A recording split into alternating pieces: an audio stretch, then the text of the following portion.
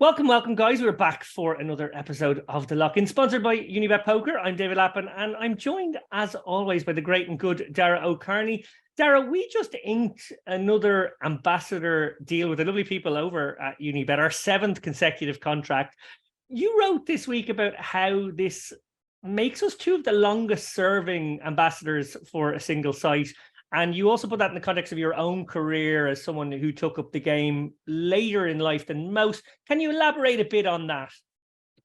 Yeah, I mean, I think most people know I didn't actually start playing until I was into my 40s. And one of the things I heard quite a lot, my career got off to a very fast start. You know, I won my first big live tournament and I was doing very well online from the start. And I had kind of a profile, at least in Ireland, very quickly. But one of the things I used to keep hearing in the first couple of years was like, oh yeah, you'd definitely be sponsored by a site if you weren't so old. It seemed like if you were over the age of 25, you were just, you had zero chance. And that was always, that was sort of the way poker sites saw it at the time. So I do take it as a sort of matter of pride that, I've been playing for whatever it is now, 15 years roughly, and I've been sponsored for 11 of those. So I did sort of at least manage to overcome the perceived ageism in the industry. And just before we move on as well, I hate you for using the word inked. I mean, people, well, that's not even a word. It's totally a word. Well, I'm just grateful you let me grab onto your coattails for this last 6 years of this deal. Our guest this week is a great friend of the show. She is one of the smartest and most media savvy people in the game today. She is the head of InstantMedia for poker.org these days. She is, of course, Sarah Herring. Sarah, welcome to The Lock-In. Thank you guys so much. It is always so good to be here. I've been excited. I was just thinking, these guys just say it like it is. And those are my people. That's my kind of people. Those are the shows I feel the most comfortable to come in and be on. So I'm excited to be here. Oh, well, we really appreciate you coming on, especially because I know earlier on today, you just came straight from a midwife appointment. You are about to welcome, I'm going to say, your 11th child into the world. Is that right? Yes, this is not lucky number 11. And we are 39 weeks pregnant tomorrow. So it's any day now. We made it to the end of the line. And that's a whole other adventure. I'm so glad that at least we got a little bit into this WSOP before the baby came. That was the whole goal. Let's get the train moving, let's get the WSOP moving, and then we can check out and make a human. Excellent family planning. There will obviously be a good bit of WSOP chat in this episode, but I want to start with two personal questions for you, Sarah. I watched your appearance on the Rec Poker podcast. Shout out to those guys. Actually, I was on last week, and I have to say, they really do ask great questions. Jim is always well researched, and you're immediately in a safe pair of hands as a guest on that show. You have a very similar ability, Sarah. You're loose, sometimes silly, always confident style has a way of putting people at ease when you're about to interview them. When you meet a player for a sideline interview, say, when you think, oh no, potentially this person's a bit nervous in front of the camera, how do you loosen them up? Oh, you always have to make some kind of a joke right before the interview starts. And I think it's just my nature is something moderately self-deprecating is one of the easiest ways to put someone in a place of comfort. It's so awkward when the lights turn on and it's oh, I've done this a million times, blah, blah, blah, which I think puts you in a power position that you don't really belong in anyways. The spotlight should be on the poker player. And yeah, but people have definitely made the comment that, oh, it always seems like you guys are laughing right before the interview starts. And I don't think I even ever noticed that until someone pointed it out. And then I realized, yeah, it's also just uncomfortable when you're standing there waiting for the record button to start, right? So I think my personality is generally when things get uncomfortable to say something ridiculous and weird or whatever. It's always been like that. So yeah, I think letting them know you're human and this situation is weird, we can acknowledge that and then get it moving from there. Indeed. Well, my second question is actually about something you said on the Rec Poker podcast. You called children tiny little serial killers. Can you elaborate on that? Oh my gosh. I don't know. Like, it's funny because Christy Arnett and Lynn Gilmartin both had children at the same time as my second child. And I think when we have these conversations about our kids, the way that they think about their babies is so beautiful and romantic and lovely. And I just tend to see children very much like, I think they're way smarter than people give them credit for. I think they are incredibly manipulative in ways that I think we don't even realize. And if they had the physical strength, they would probably just be murdering people all the time quietly and then really loud afterwards. Well, look, the first week of the 2023 World Series featured a record-breaking tournament, actually, the 18,000 plus player Mystery Millions.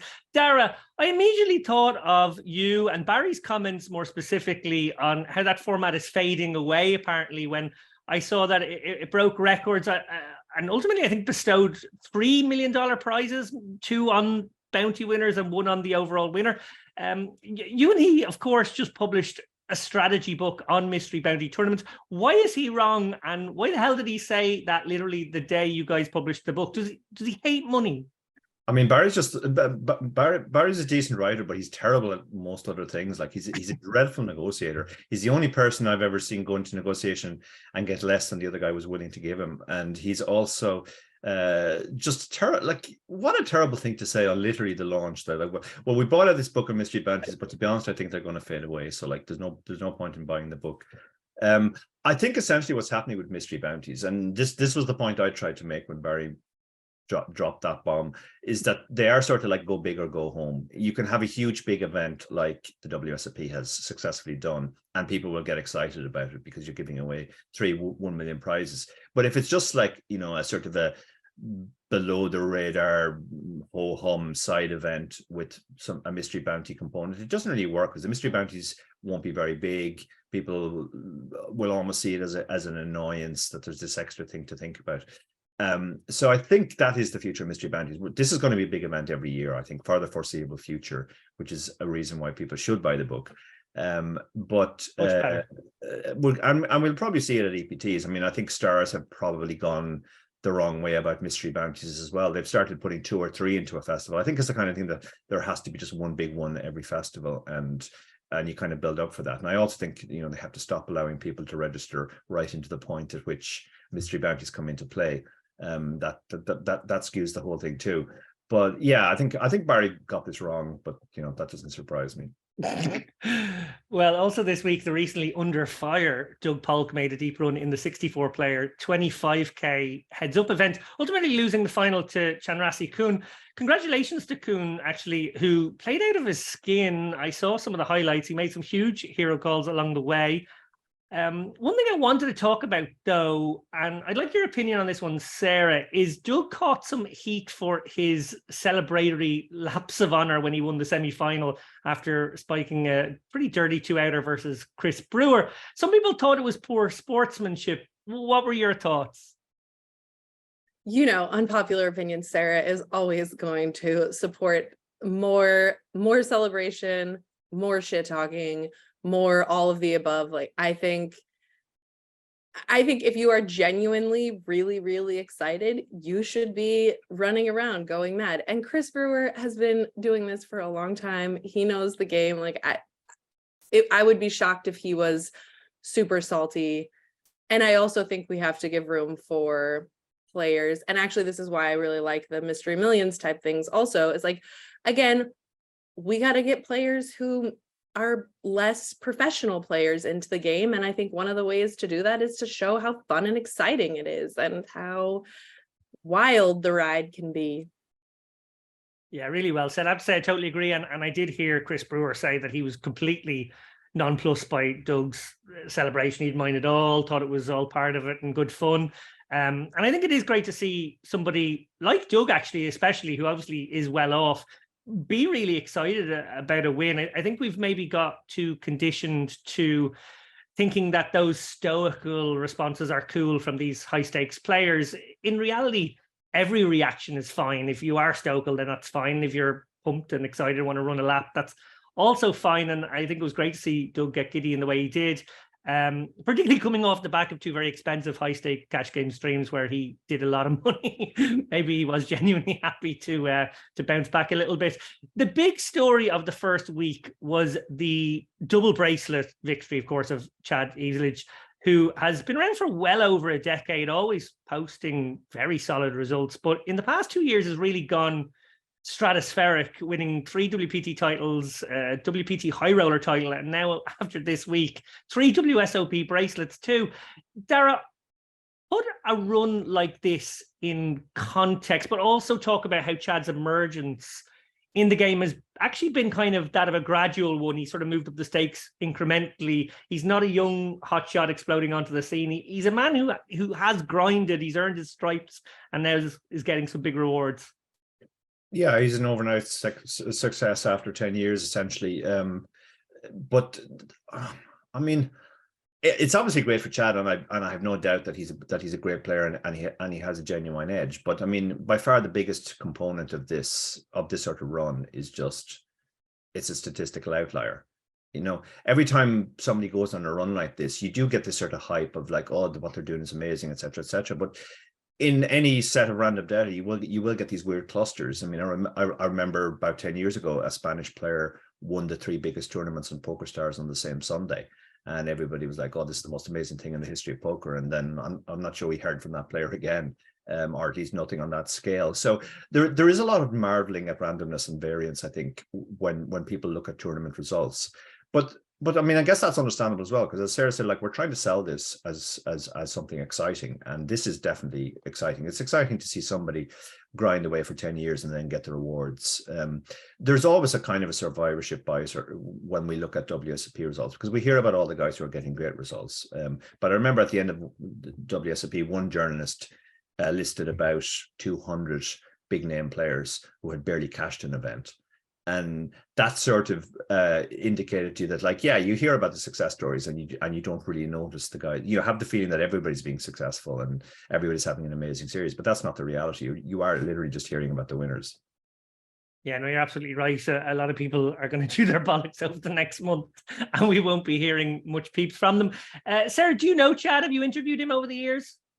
I don't, but one of the things that I thought was so interesting, because always when you see these like dealer's choice events or the events where, you know, there's a lot of different games involved, of course, the most easy and obvious question is to ask players what's their favorite game, you know, what are they the best at? And I thought it was really interesting. He and many players suggested that Badoogie is something that he's just exceptionally good at. And I have literally never asked someone what's the best game for you or favorite game and had them answer Badoogie. So there could, contrary to the fact that, yes, this is probably a statistical outlier, there may be some edge in some of these games if Badoogie is your best game and nobody else's. Yeah, good point. Good point. Definitely in those mixed, it almost becomes a game of maybe not necessarily even leaning into your own best one, but sussing out what everyone else's worst one might be and deciding that might be the one if you are a good all-around player. Sticking with WSOP, but sort of segueing to a different side of it, I want to talk briefly about the coverage, specifically by Pokernews, who obviously you spent some time with, maybe a dozen years, Sarah. They've been criticised a fair bit for their live reporting this year already. It must be said there have been a lot of mistakes by what is admittedly a team made up of a lot of new faces. Mistakes will be made and we must be forgiving of that. But nonetheless, it is frustrating for a player to read back a fictitious hand that he or she just played, one that makes them look bad, particularly, you know, maybe they have a backer out there or swaps and they have to explain themselves. Pokernews employees have come out expressing how the team is inexperienced and cobbled together for this event each year, sort of it being, you know, 2 months where they need a bigger team and then those people won't be employed for the rest of the year kind of thing. But that essentially implies that high standards shouldn't be expected. Obviously, live reporting was not your thing, Sarah, but I wanted to get your opinion. The WSOP obviously pays a chunk to Pokernews and other media outlets to get their tournaments covered, and that money comes from the player's rake ultimately. So with that in mind, how professional should the WSOP expect Pokernews to be? And since they pay all the rake, how critical are the players entitled to be? Okay, so there's 2 huge points here. And Okay, so I will say now I've shifted right to Poker.org, and we have been hosting these meetings with poker players and other industry people to discuss what's wrong, what are other people doing that maybe like we could do differently. And one of the most common complaints, which I have to be honest with you, I thought at first like, oh, this is such a just like whiny little bitch thing to complain about, but one of the most common complaints was the accuracy with the hands. And so we said, what would you suggest? You know, if you were running a team as professional poker players, what would you suggest would be a good answer to making sure that the hands are accurate? And I think I'm going to give credit to Andrew Marino. I think that he was the one who said this, is he said, why don't you just let us give you the hands? And I was like, get out of here, because I've been trying to, as I'm sure you guys have, tried to schedule interviews with poker players, try to get anything ever from any poker player. And I was extremely skeptical that we would ever get this from them. And so then I was like, well, then you guys can just keep complaining and never get to where. But this year, our approach was to have players send us their hands, and then we like format them and type them out. We call it firsthand hands, and you can see who it is. And a lot of them are even from players saying hands they've seen at their table of other players playing also, which I think are some of the most interesting things, right? To get other people's insights on the hands. But it's actually one of my favorite parts of the coverage so far this year. And one of the things I've been the most excited to be wrong about, because the players have been extremely active in sending hands. And it does suggest to me that it matters, and that this type of that hand histories are so important, and that is really what people are looking for.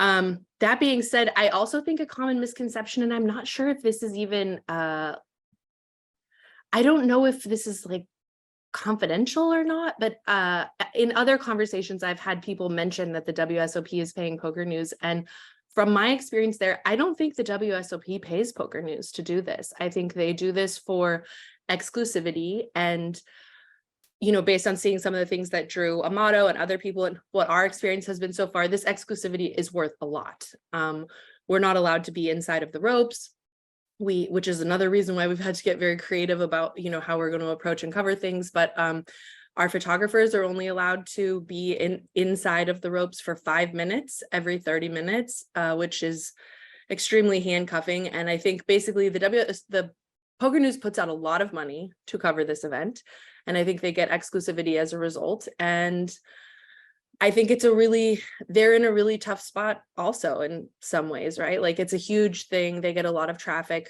for it, but it's also a really expensive thing. And there may come a day where they're just like happy to not have to do it. And I think there was a couple years where the WSOP tried to do it themselves, and I think we can remember that went terribly also. It's a pretty monumental task, and I do think staffing can be really, really hard, mostly because training people takes more than a week or so, and the first week is going to be really brutal most of the time. I dread the first week of the World Series always. Yeah, I did hear that little piece to camera by Drew, who obviously was super disappointed that he couldn't come. You know, he's obviously one of the best, if not the best photographer out there. And, you know, you want his pictures, you know, and his point about you can't just go in at five past the hour and get that photo immediately. You might have to wait around for the key moment in the hand, or when the player's looking up or whatever. You know, it can't be scheduled in the way that, as you say, just going in for those 5 minutes every half hour are. And also then it's like 25 minutes away from the tables, which is not what you want either for those people to try and maximize their time or whatever it is. So it is interesting there to get a little glimpse behind the curtain on the fact that it's maybe more about exclusivity. I certainly heard some, you know, disquiet amongst the photographers specifically last year, with people sort of saying, oh, well, I'm supposed to get the winner's photo, and someone else saying, well, I get second dibs on that. And you know, I think there is probably like people working, you know, they want to work collegially, but also maybe there is this kind of exclusivity aspect to it. Dara, your thoughts? Yeah, I think the suggestion of getting players to send the hands is a really good one, and that's actually something which some of the better live reporters have leaned into for years. Christian Zetcher comes to mind. For as long as I've known Christian, when he turned up at a table, if he'd missed the hand, rather than look at the board and try and invent it, he would pick somebody at the table and ask them to recount the hand. Usually me, it has to be said. And our relationship developed to the point where he would ask me to send him hands as well if anything really interesting happened at the table, whether I was involved in the hand or not. And I was more than happy to send him the hands in those cases. So, when you have people like Christian involved, you tend to get very high quality reporting. It's not fair on the people who come in. They don't have the same sort of long-standing relationships with players maybe that they can lean into, and it's undoubtedly a very difficult job. I would actually place most of the blame on the WSOP themselves. They are the ones who decide who they're going to grant exclusivity to. They are the ones who should really be saying, like, we demand a certain standard. You can't just hire a bunch of noobs, pay them national minimum wage and hope for the best. But overall, yeah, I do think by far the best solution is trying to get players more involved, because players want accuracy. I mean, that's what they really want. You don't want to read a hand go out and have it be completely inaccurate, and then you spend the next 4 weeks explaining to all your friends that is not actually how the hand played out. That's extremely annoying. It's also because of the nature of how live reporting is set up at this point, right? It's like they're wandering around hoping that they might stumble upon a hand every now and then, which in and of itself is really ineffective and inefficient, where the players are handcuffed essentially to their seats most of the time. They're sitting there the whole time. They're able to suss out, this was the most interesting hand that happened this hour or this 2 hours or whatever, without having to just happen to stumble upon it, and in order to keep things moving, I think the live reporters, they're supposed to have a hand every 20 minutes or so. And so what this also does is then you have a lot of hands that are just very uninteresting, but that's the nature of it also, because otherwise, it's kind of the variance, the luck of the draw. Like they're not going to stumble upon interesting hands all the time. Well, Sarah, speaking of Poker News, you left Poker News after a dozen years last year. You got a lovely send-off from the community. You've said that it was that response in a way that gave you a sense of your place in the poker community, that you were unsure maybe of what exactly it was before that. Your new role as head of InstantMedia for poker.org is actually something we have spoken about on the main show when we interviewed your colleague, Brad Willis, who was highly praising of the decision to bring you to the team, and also highly praising of what you bring to the table, and have brought to the table since joining. For the uninitiated, what is InstantMedia and how is it most effectively deployed? Sure. So I think, most of us at this point I shouldn't say most, a lot of us at this point are getting our news not from traditional or standard sources, but a lot of information is coming through social media. So I see the InstantMedia has two main components for Poker.org, and they overlap in a lot of ways. One of them is the social media, right? These short form videos, giving players hands where they can watch things go down, getting players reactions, but in these quick little snippets to be released on social so that people can consume at their leisure.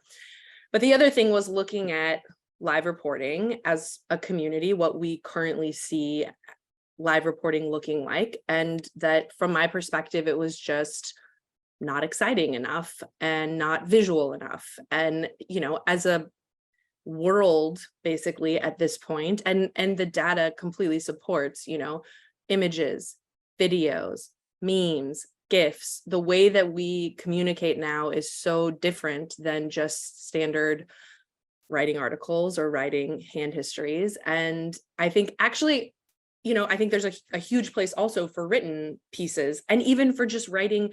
This is something I just overheard.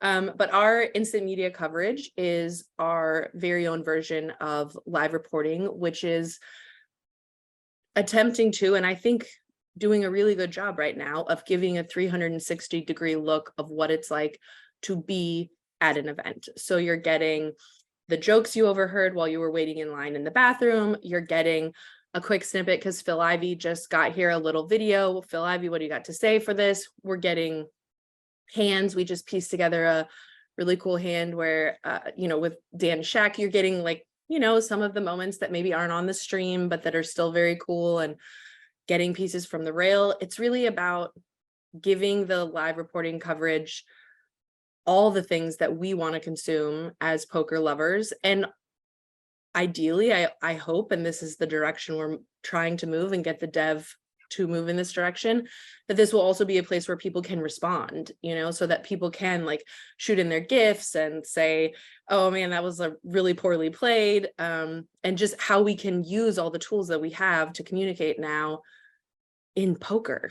Like, we need to make this community where we can laugh together and also cry together and all the things. So that's instant media. Yeah, I'm very basically. conscious of how you're sort of describing a much greater to and fro between media and players there, and sort of how that's baked into the cake. Poker.org have a very specific mission statement. I know they say they represent the independent voice of poker players and believe that an independent media company is necessary to shape the future, because the opinions and the views of poker players are very important. You were always, I always thought, very open during your time at Poker News about what that company essentially was, that it was an affiliate marketing company that relied on poker site money to pay the bills, while of course there are journalistic elements and individuals in the company certainly do journalism some of the time. You never pretended it was a news outlet, and I always thought that was interesting. Poker.org are making bolder claims to journalism, I guess, and the proof, I think, so far is in the pudding. I think, you know, what we're seeing from them definitely qualifies. I must say it's encouraging, and I do hope it continues in that vein. One suspects, though, that there is always a financial pressure on a model such as that. How do you feel about the tension between Poker News reporting and the industry? I mean, I will say so far, what has been really interesting about being in a company where the main goal is, you know, what do we choose to amplify? What do we see as news? Who do we want? What voices do we want to showcase?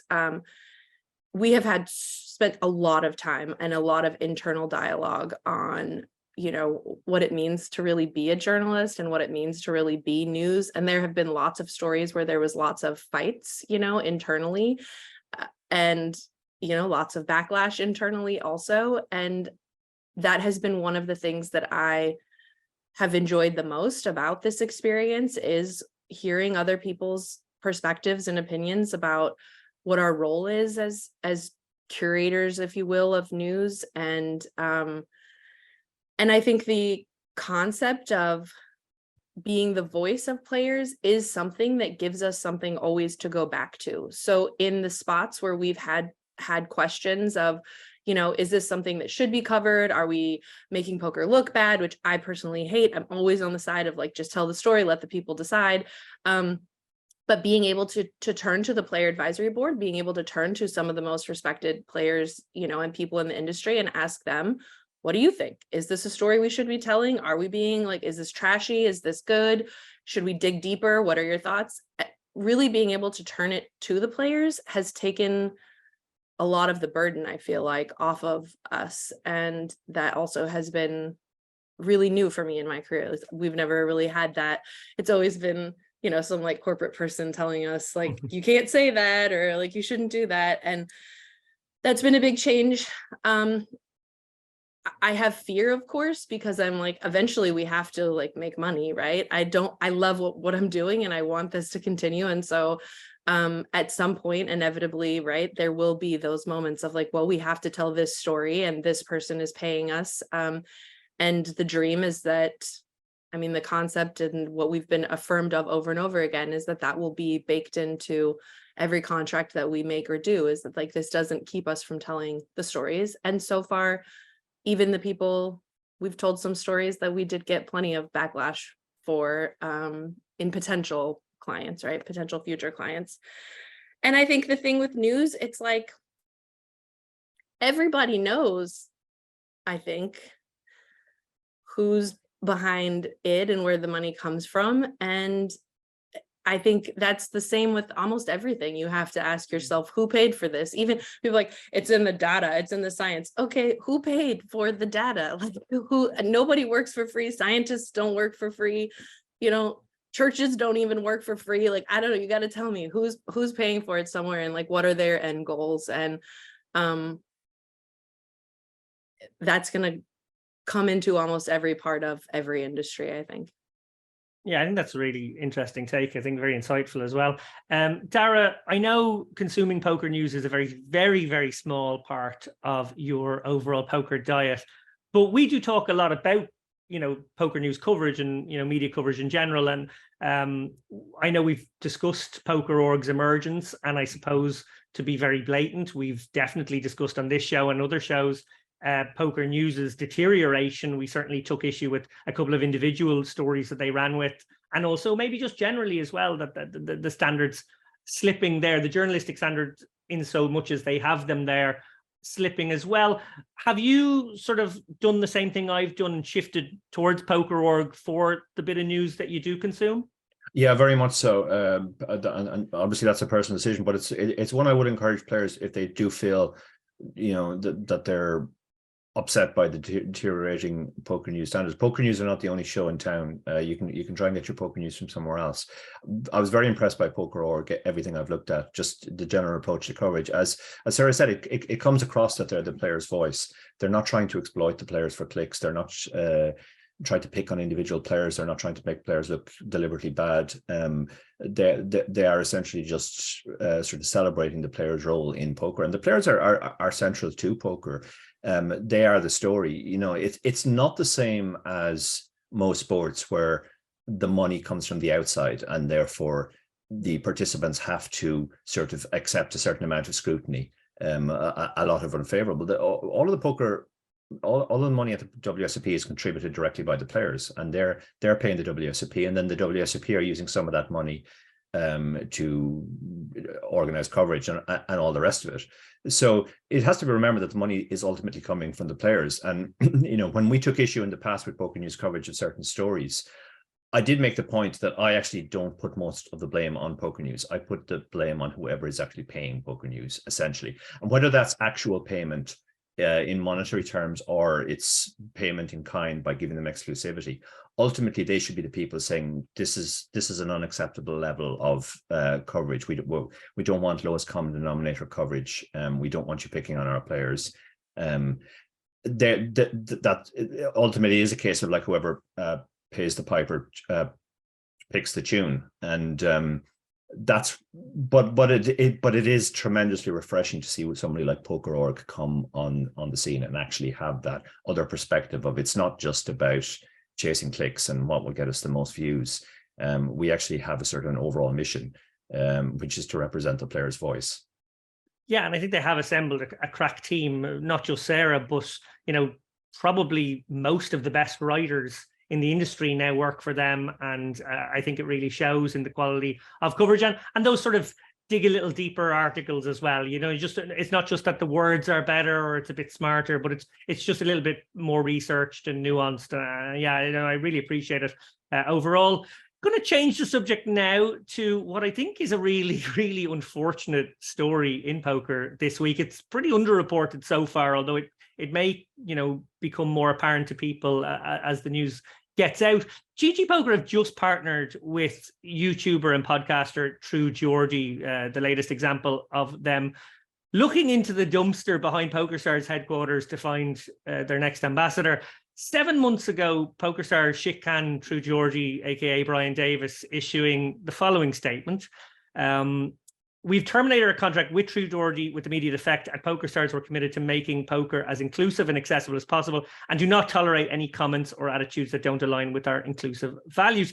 Davis, I should say, first made his name ranting about black footballer Niall Ranger back in 2013. In 2019, he did a very problematic podcast about the missing child, Madeleine McCann. Then late 2022, he made an Islamophobic joke about social media personality Andrew Tate, saying that Tate, a Muslim, should do the right thing and blow himself up. A woefully inadequate, it must be said, and monetized apology followed. But it wasn't enough to save Davis from losing his deal with PokerStars and his other sponsor, Gymshark. I actually joke tweeted literally the day he got shit canned. PokerStars bin True Geordie, Poker World, who is that? 1 week later, GG sign True Geordie, probably. It took more than a week, but sign him they have. Dara, we talked about True Geordie's binning on the lock-in episode with Matt Savage, if you remember, back in November. What did you make of this GG decision?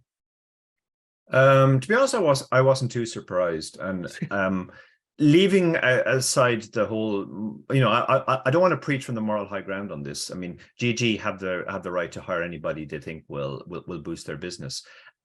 I do discern a pattern with GG, which I think is nearly all the sites talk about wanting to attract more people to poker, attract more women, attract more minorities, attract more, the groups that traditionally don't play. I don't think you see that with GG. I think GG kind of just go, no, the reality is that the poker demographic is sort of it's young, it's male, it's politically incorrect. And I genuinely feel that they think that it's kind of a waste of money throwing efforts at trying to get more minorities into the group, into poker in general. They're making no great effort to attract women. They're making no great efforts to attract other people. It seems like they're going for sort of, this is our crowd. Who are the people that will appeal to that crowd? Who are the people that will maybe get people in that crowd who haven't checked out poker yet, but might if we get somebody in like that? And that's kind of, I feel, what their whole marketing strategy is. It's going for the easiest demographic that they feel, rather than a broad demographic. Yeah, it's almost like they realized Poker Stars had done the research and thought, oh, there'll be good overlap with his audience. But then as soon as he did something wrong, Stars went, well, we're not having that because we're, a public company and we're not going to, break our own internal inclusivity, diversity sort of rules. But GG went, oh, there's an opportunity for us to get the same guy with the same demo that might still apply, to getting new players. And we don't actually care about that stuff. We don't really, have those views. Dara's painted it in quite a cynical light, I suggest. Sarah, when you hear that, would you sort of agree with that? Do you think, maybe that they're right at some level, or do you think it is just kind of the mucky business? Unpopular opinion, Sarah. I will say that even at Poker.org, it's something that, at the top levels, they've really been pushing for more diversity. We need more people out here that we need. And I will, we need more women on our team. We need, more people that are even just geographically from different places. And there's part of me that really can understand that and can understand the need to want to do that. But as the person who hires people for certain jobs, I personally just want the person who's going to most effectively do that job. So a lot of times that is like a middle-aged white man. And for me, I would rather hire someone that I see and know as like a very competent middle-aged white man who loves poker and knows poker than to try to find and suss out someone who may like represent us in some slightly more dynamic or diverse way. I think probably GG's approach, if they see, that this is their primary demographic and they have some money to throw at it, to me, it's kind of like, yeah, that's probably smart. But I also think that in general, actually, and maybe my experience of the poker community is just so different because really we're mostly dealing with all these like very top level people, right? But I think the poker community is extremely sensitive and extremely concerned with these type of issues and making sure that people feel included and making sure that diversity is a part of this game. And I have heard countless conversations about how we can, highlight Black players more, how we can bring more women in. Like, it just doesn't seem to be, in my opinion, something that is as missing from the poker community as a lot of other people see it as. So I don't know. I kind of like how GG's just like whatever, and they're so gangster with it. Again, though, the UK, do you have a line when it comes to that kind of thing? Can we also, though, quickly, because I do remember when True Geordie was a thing like last year at the Poker Stars thing, and I'm like, the UK is a really small country, to be fair, and there's like only people in the UK know who these people are. So like, I also think as a larger marketing strategy, it's a pretty small, albeit within the UK probably very large, but even like at news, our audience in the UK was maybe 10%, so it can't be that much different for the rest of the actual operators and stuff. It seems kind of wild. But what do you mean, where do I draw the line? Well, I suppose like just when somebody gets binned by stars in this example for an Islamophobic comment, and it is not cancel culture. There's not, the guy has a huge platform and he continues to podcast. And in a sense, podcasting so independent in a way, you're always going to have your own, he probably lent into that and almost like got a ratings boost as a consequence, I'm nearly guessing. But I suppose it's like rewarding that by then welcoming them back to poker by another company, admittedly, with a very different sort of set of standards, I would suggest.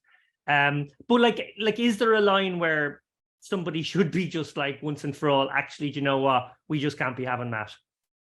It's so bizarre to me because I think even I remember it was so crazy, all the stuff with Dan Bilzerian. But if the whole no press is bad press thing is true, then it was probably one of the greatest decisions they ever made. And I don't think anyone's getting on poker sites because they're like, wow, this company is so moral and so righteous, and that's why I want to play on their site. It's like, people want the games to be run with integrity, they want the games to be safe, and they want there to be money there. And I think those are, for most business-minded poker people, that's what's going to drive where they play. And I'm really curious about a lot of this stuff because I kind of thought after they paid all these money to all these big A-list celebrities that it became pretty apparent that there wasn't a lot of crossover actually, or that it wasn't actually bringing, for the amount of money that it was costing to get these people, it wasn't bringing that much value, versus focusing, turning to the streamers, turning to vloggers, turning to people who have these built-in audiences that are more loyal and more niche. To me, that just seemed like, I thought that's where we were going with this whole thing. So to me, it's just a kind of, probably maybe they got like a smoking deal since he got like kicked out by stars basically, or maybe he was in a down moment, so it was easy to get him cheap. Yeah, they might have got him on the cheap. Dara, this is actually bringing up, I wasn't planning on talking about this, but just one quick fire response from you on this one. It is sort of harking to something we used to talk about when we got really bothered when the footballers and the tennis players were sort of getting all these big signings by stars or different companies. And we did think that there was a limited impact of them. Now, maybe a couple of them, I think you always said that Neymar did seem to be a very shrewd one because the Brazilian market or whatever. But, we certainly got feck all out of Cristiano Ronaldo, one suspects, or maybe some of the tennis players too, I think were there and barely noticed and barely even, I would say, even played a hand of cards when they were signed by them. Do you feel like we are drifting back into that model, or do you think that we've sort of maybe find the right balance between, as Sarah said there, the Twitchers and the people with their built-in audiences who are really lovers of poker, and this sort of outside celebrity thing, which maybe we need to court a tiny bit? Yeah, I think there certainly is some benefit, particularly in emerging markets where you're essentially just trying to make a splash, which was Brazil. And, the whole Brazilian poker is huge now, so you can't really blame the operators. Looking back with the benefit of hindsight, we'd say that we have to think, well, they probably got it right in terms of the people. If they'd gone out and got whoever the few Brazilian players that existing were, who had no real audience because poker wasn't big in Brazil at the time, they probably wouldn't have had the same impact as signing Neymar. So, retrospectively, perhaps we should say we were probably wrong on some of that stuff. We thought that you needed poker players to appeal to poker players, but if you're appealing to a new audience, then that sort of goes out the window. So I'm not really concerned about that so much anymore, where people come from. I think there is a sort of a feeling within, let's say, the upper echelon of poker players, almost that's almost an entitlement that, well, we're all the best players, so we're the guys who should be getting sponsorship deals, and we don't like this guy who barely knows how to play poker coming in and getting a deal. But it is a business decision at the end of the day, and the sites presumably do some research. My biggest concern when every site seemed to want to sign footballers and tennis players was that that's all they seemed to want to sign for a while. And it reminded me of one of my first jobs where I worked in a small department in a software company, and at the end of the year we had some budget left over. Our boss had some budget, and he used that to hire Ireland's top comedian at the time, Dermot Morgan, to play at our Christmas party. And we were all like, well, what was the benefit of this? How did this benefit the department? And he said, well, at least I got to hang out with Dermot Morgan.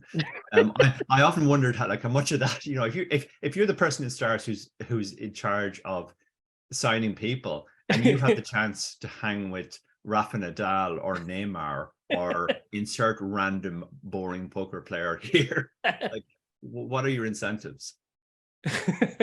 Great point, great point. And actually, and to give Neymar credit, he does seem to be mustard keen on poker. I can imagine him actually having a poker career after football. And I remember he was in the 25K in Barcelona. We were all there and people were kind of ogling him and trying to get photographs. And he busted and he jumped straight in the 500 quid event because he just wants to play some poker that day. So like, I think he's legit for sure. But that's very funny. I know that reference of Dermot Moore will be lost on Sarah, but that's a beautiful.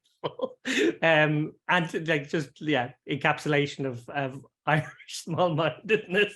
I think you just wanted to shake hands with a comedian. Finally, I want to come back to one more WSOP story, if that's okay. Each year we talk about the Poker Hall of Fame, and this year will be no different, I'm sure. Dara, we had the pleasure actually of hanging out a little bit with Elia Lesra the day he was inducted a couple of years ago. Last year, of course, it was the dearly departed Lane Flack who was posthumously inducted.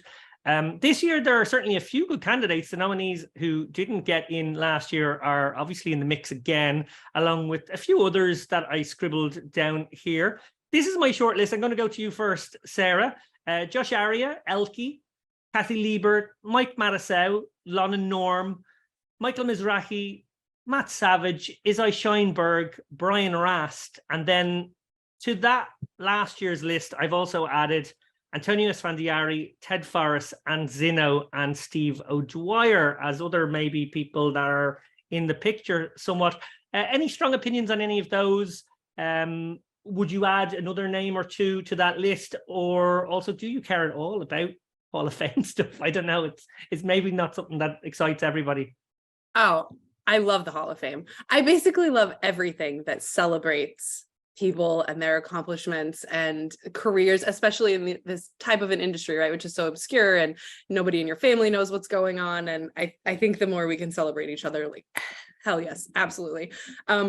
Hearing Anthony Zino and Steve O'Dwyer on the list makes me just feel like, oh my gosh, I can't believe we've made it. Like, our people, we're all officially old enough now to be in the Hall of Fame. Your list is fantastic. I honestly haven't given it enough thought to be able to add people, but I will say,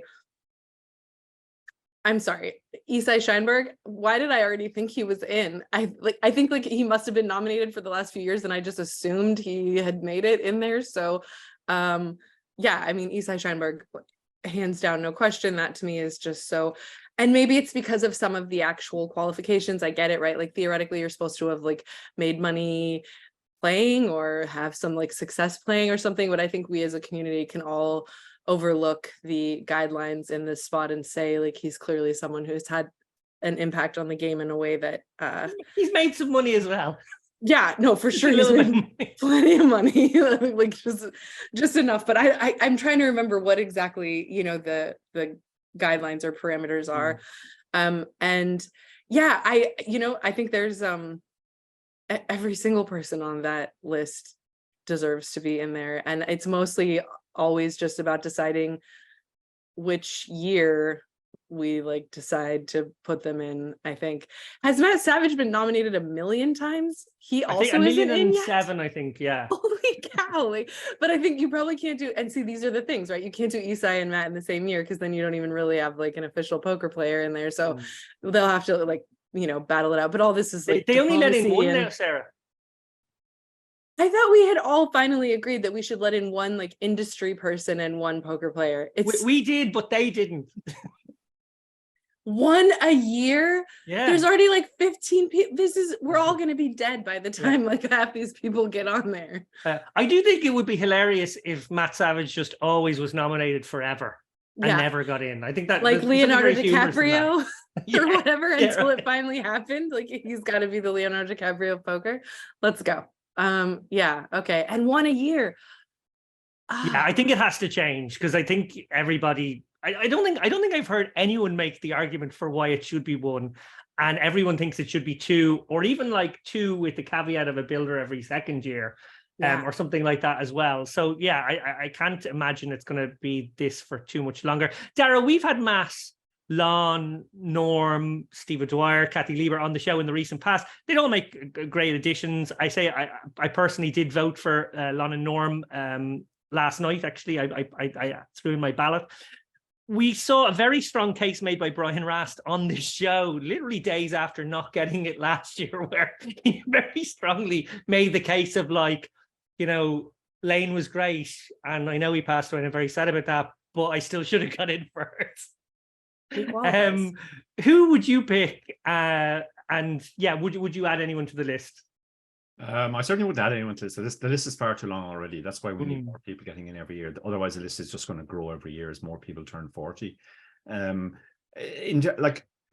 never really paid too much attention to the Hall of Fame until Ellie got in, and then you immediately came to me and said Ellie is getting into the Hall of Fame. You absolutely have to get a book into his hand and take a photograph, and that since then has don't reveal what come on. You're a genius of publicity, so that was one of your many master strokes. So that's kind of the way I see it since. Like I could understand Lane getting in, but I was very disappointed because there was very little prospect we were getting a book into Lane's hand and getting a photograph with him when he got the thing. So this year I'm thinking in terms of like who would be most likely to let me take a photograph of them with the book.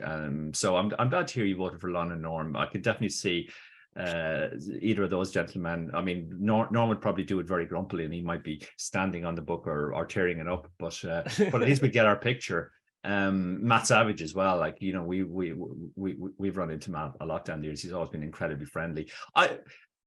Generally when it comes to awards, like it's weird to me that in the sense that when I'm thinking about the GPI awards, I kind of get annoyed when there's so many industry awards and so few player awards, because in some ways I feel that particular award show should focus more on players. But when it comes to the Hall of Fame, I kind of go the other way. I think when you look at people like Izai or Lon and Norm or Matt, who've had a huge impact on the industry, that kind of feels more important to me to recognize than, you know, some lad won 10 bracelets or some guy went on a recent tear and won 3 tournaments.